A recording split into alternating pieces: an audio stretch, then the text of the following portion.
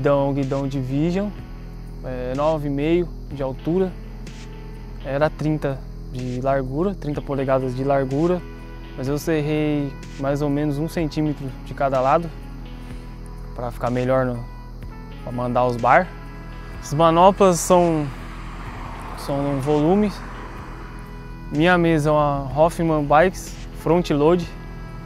Eu uso mesa Front Load porque eu acho, além de achar mais bonita, né, ela me ajuda muito. Eu gosto de frente um pouco mais baixa. A direção Mob Bikes.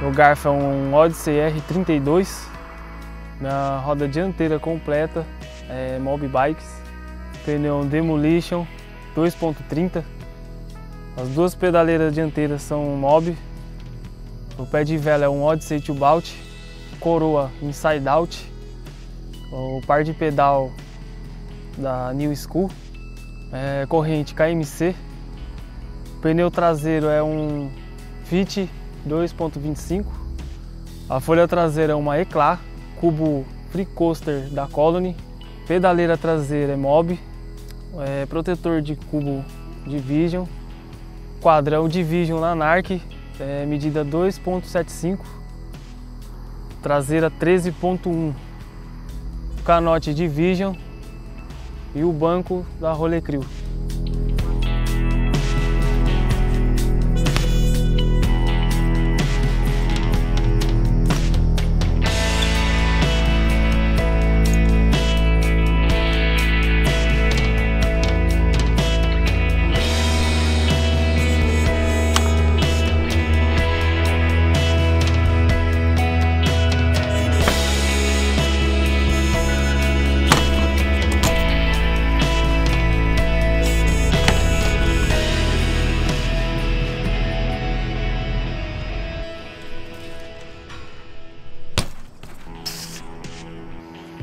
Eu sou Felipe, mais conhecido como Ganso, e essa é minha bike. Se você gostou do vídeo, dá um like, compartilha com seus amigos, se inscreve no canal e até a próxima. Valeu!